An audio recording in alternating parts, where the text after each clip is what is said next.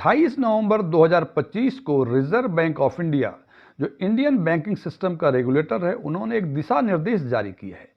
और इस दिशा निर्देश में उन्होंने आपके द्वारा जमा की गई बैंकों में रकम पर मिलने वाले ब्याज और अन्य नियमों के बारे में बताया है। आज हम चर्चा करेंगे इसी दिशा निर्देश की कि इस दिशा निर्देश में ऐसी कौन सी चीजें हैं जो आम जीवन को प्रभावित करेगा, यानी आम जो ग्राहक हैं बैंकों को, उनको प्रभावित करेगा। हालांकि सोशल मीडिया पे इस दिशा निर्देश को मिसडिफाइन किया जा रहा है और आम जनता के बीच, यानी आम ग्राहक के बीच एक भ्रम की स्थिति पैदा की जा रही है। तो मैंने सोचा कि मेरी ये सामाजिक जिम्मेदारी है कि मैं इस दिशा निर्देश को आम भाषा में आम लोगों तक पहुंचाऊं। मैं डीएम झा, आप देख रहे हैं स्टोन टैक्सफिन चैनल। यदि इस वीडियो से आपको कोई नई जानकारी मिले या ये वीडियो आपको पसंद आए तो इसे लाइक करें, अपने फ्रेंड्स के साथ शेयर करें, कमेंट बॉक्स में यस लिखें।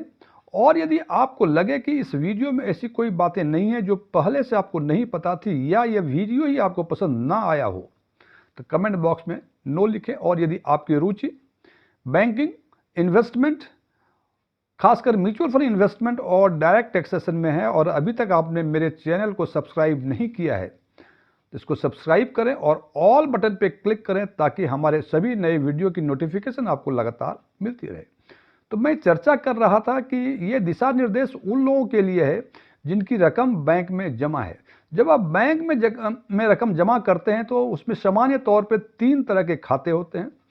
पहला खाता करंट अकाउंट, जिसको हिंदी में चालू खाता बोलते हैं। दूसरा सेविंग अकाउंट, जिसे हम बचत खाता बोलते हैं। और तीसरा फिक्स डिपॉजिट भी बोलते हैं, टर्म डिपॉजिट भी बोलते हैं, जो कि कुछ निश्चित टेन्योर के लिए पैसे जमा किए जाते हैं। तो सबसे पहले हम बात करते हैं करंट अकाउंट के बारे में, यानी चालू खाता के बारे में। चालू खाता में आप जो भी रकम जमा करते हैं उस पर कोई ब्याज आपको नहीं मिलता है, और लेकिन इसमें एक सुविधा ये है कि आप इस खाते में एक दिन में या एक महीने में या पूरा टेन्योर में कितनी ही बार कितनी ही रकम जमा करा सकते हैं और कितनी ही बार कितनी ही रकम आप विड्रॉ कर सकते हैं। बैंक इस पर कोई चार्जेस क्लेम नहीं करता, जबकि ये सीमा बचत खाते यानी सेविंग अकाउंट में है। चूंकि इस खाते में ऐसी कोई सीमा नहीं है, इसलिए बैंक इस पर कोई ब्याज नहीं देता है।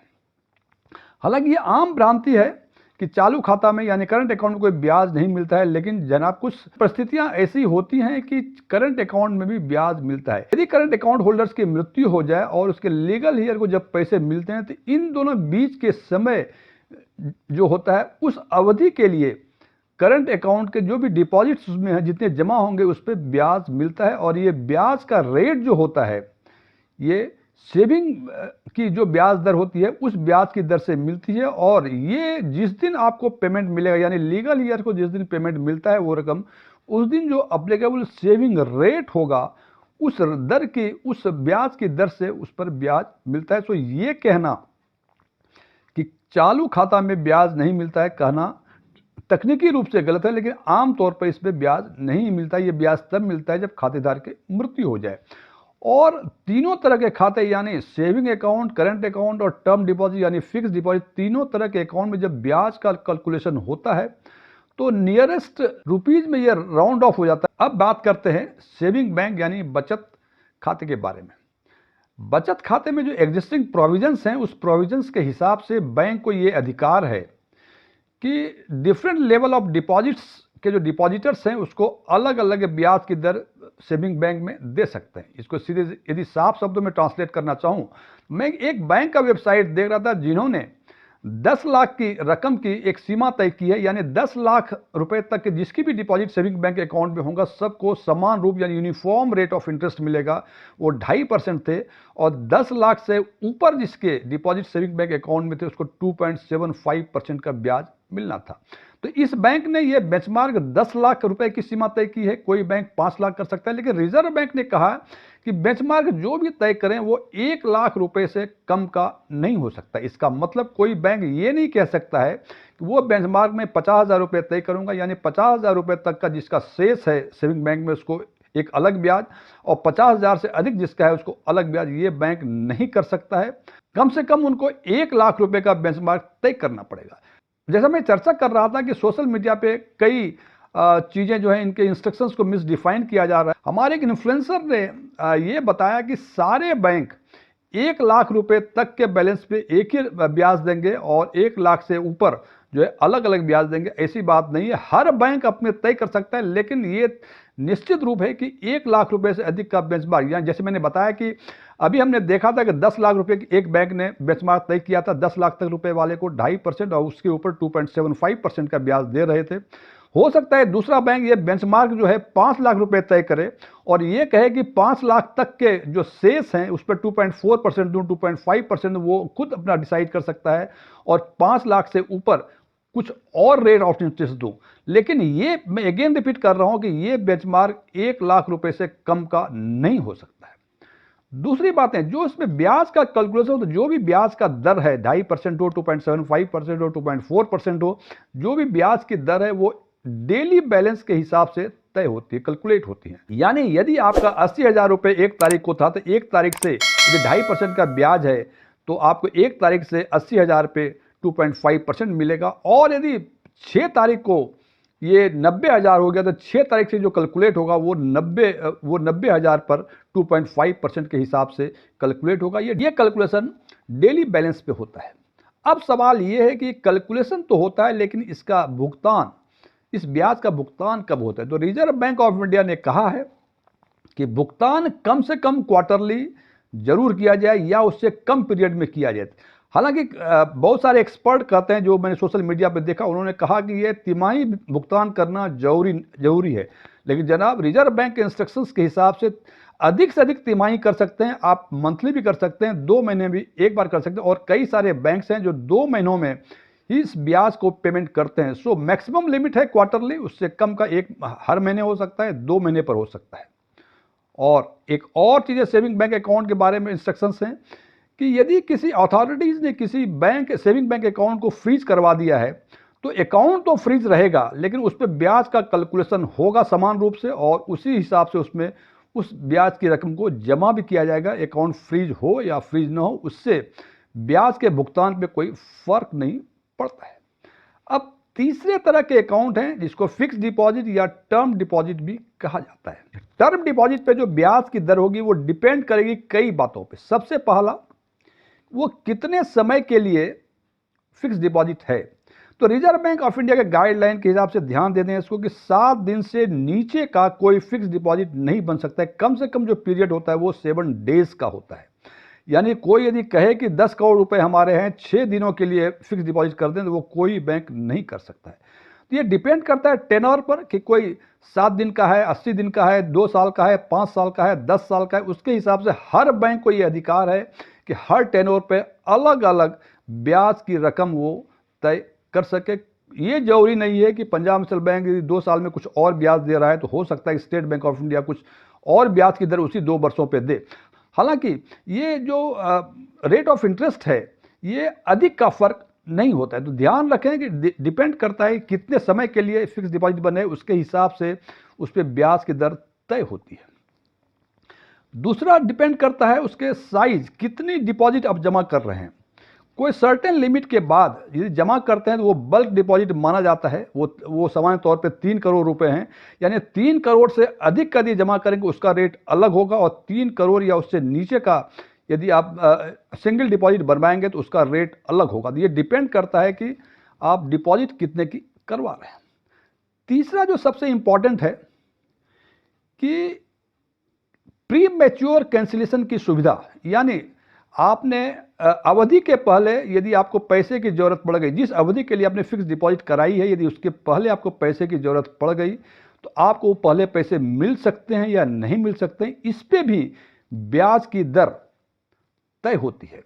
सामान्य तौर पे उस फिक्स डिपॉजिट में जो अवधि के पूर्व भी पैसे निकाल सकते हैं उसको कॉलेबल डिपॉजिट बोलते हैं, और अवधि के पूर्व यदि आप नहीं निकाल सकते हैं उसको नॉन कॉलेबल डिपॉजिट बोलते हैं।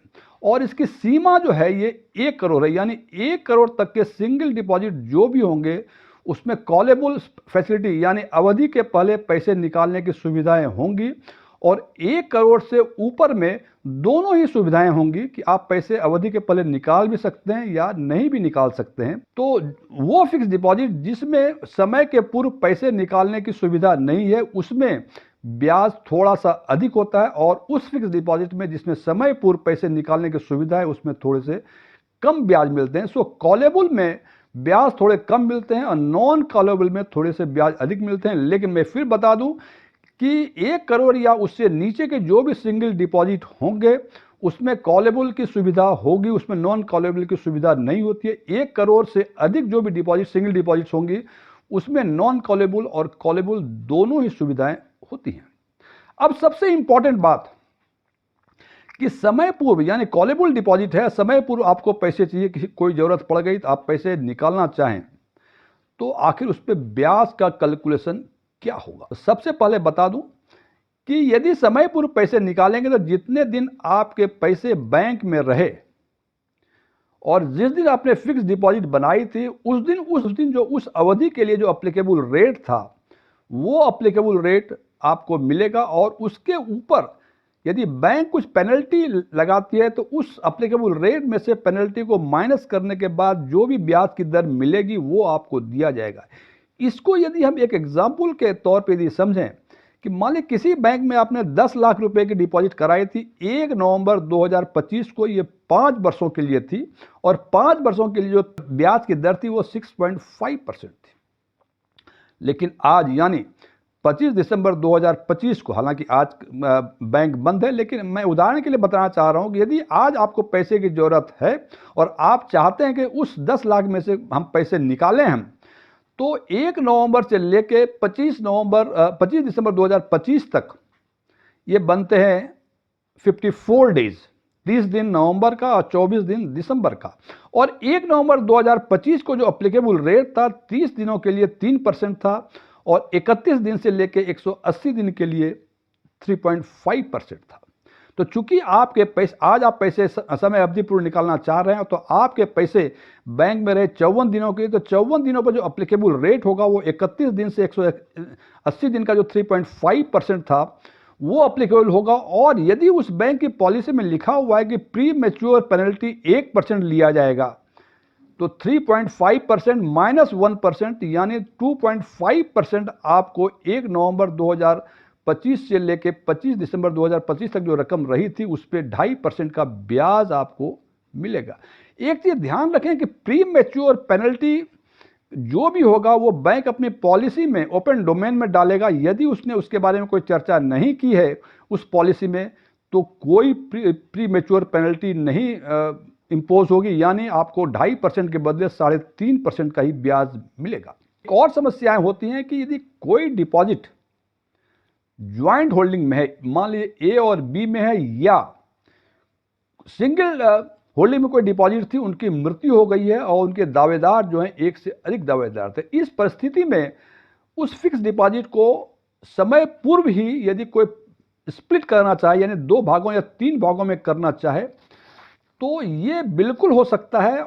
और ये जब भी स्प्लिट होगा 2-3 भागों में जब भी बनेगा ये उस पर प्री मैच्योर कैंसिलेशन की कोई पेनल्टी लागू नहीं होगी। लेकिन इसके लिए एक ही कंडीशन है कि जितनी रकम थी और जितने टेन्योर के लिए ओरिजिनल फिक्स डिपॉजिट बनी हुई थी वो उसको बरकरार रखना होगा, उसमें कोई छेड़छाड़ नहीं करना पड़ेगा। उदाहरण के लिए 10 लाख की एफडी थी, 2 ज्वाइंट होल्डर थे ए और बी, अब वो चाहते हैं कि और 5 सालों के लिए थी, अब वो चाहते हैं कि इसको 2 भाग में ए और बी बांट ले आपस में, तो 5-5 लाख की 2 एफडियां बन सकती हैं। कंडीशन यही होंगे कि जो 5 साल के लिए थी उसमें कोई छेड़छाड़ नहीं होगा और 10 लाख की थी तो 5-5 लाख रुपए की एफडी करवा ली तो अमाउंट में भी कोई छेड़छाड़ नहीं हुई। इस कंडीशन में कोई प्री मैच्योर कैंसिलेशन का ट्रीटमेंट इस पर लागू नहीं होगा। एक समस्या और होती है कि हालांकि ये समस्याएं अब काफ़ी कम हो गई हैं लेकिन फिर भी समस्याएं हो सकती हैं कि आपने फिक्स डिपॉजिट बनवाई थी, ऑटो रिन्यूअल की सुविधा नहीं थी, तो वो फिक्स डिपॉजिट आपके ओवर ड्यू हो जाते हैं और उसके 1 महीने बाद 2 महीने बाद यदि आप जाते हैं तो वो जो 1-2 महीने की जो